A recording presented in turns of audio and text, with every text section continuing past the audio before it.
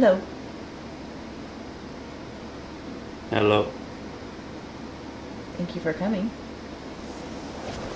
Welcome. Is your trip into the body okay?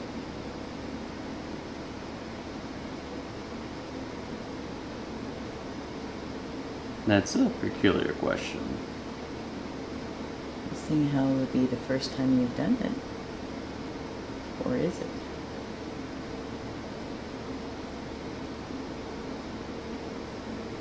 My name is Michele. My name is Yuva. Very nice to meet you.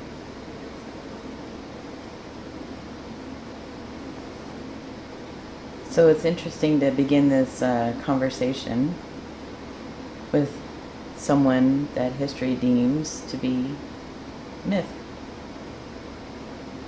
But it feels like since you are here, clearly you don't exist only in story. Would that be correct?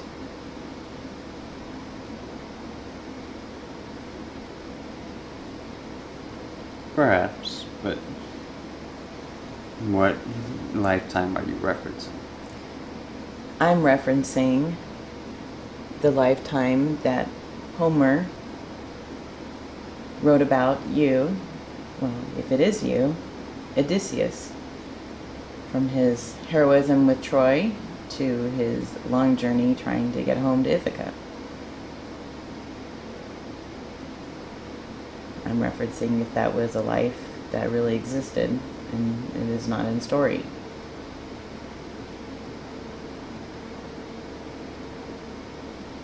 Odysseus had become a fabled in sort of a way. So was that an actual life, aside from the fictionalized version of going through fabulous obstacles such as, Charybdis and Calypso and Poseidon, condemning, the whole supernatural part of it?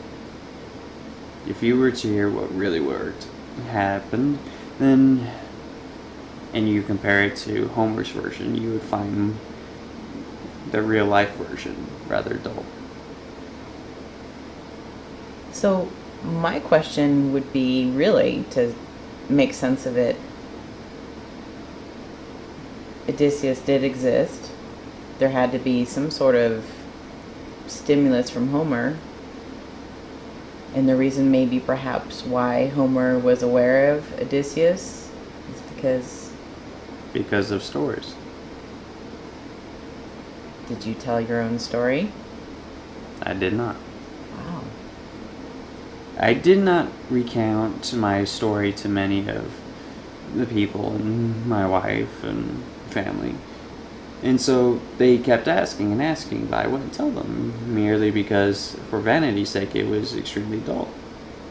Well, was there such thing as a Trojan War and the wooden horse? Everything that we understand as maybe that fine line between story and history.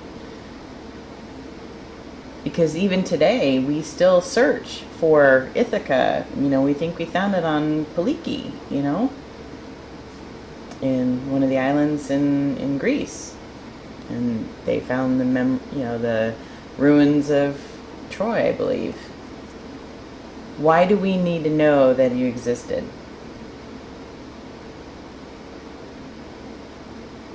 Because, like a great calling, you cannot resist.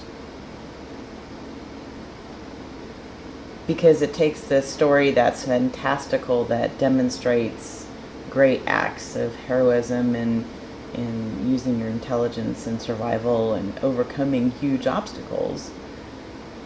We, as an audience of story, want to be inspired to do that in our own lives. But why would it be important for us to know that you did exist? I wouldn't say it's important, but if you're curious and really want to know, then People still are looking. It's 2015. We are still looking.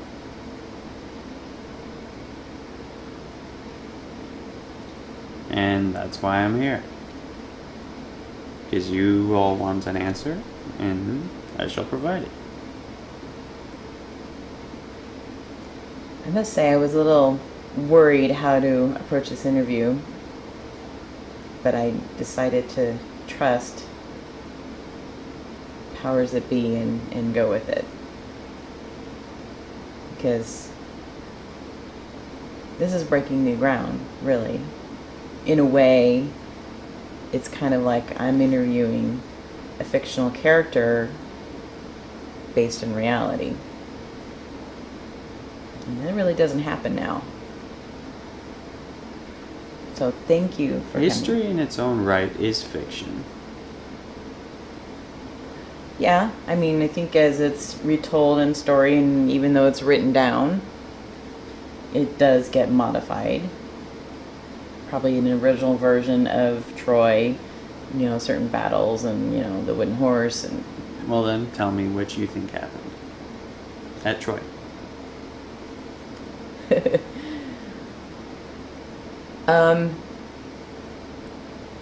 What I think happened in Troy was unlike any other battle where a stalemate had happened. You have the people behind the wall that could not be breached, and the opposing forces wanting to, overcome that barrier. And it was clearly obvious some thinking had to occur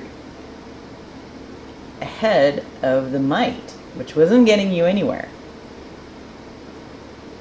So I guess to ask for the scholars who want to know,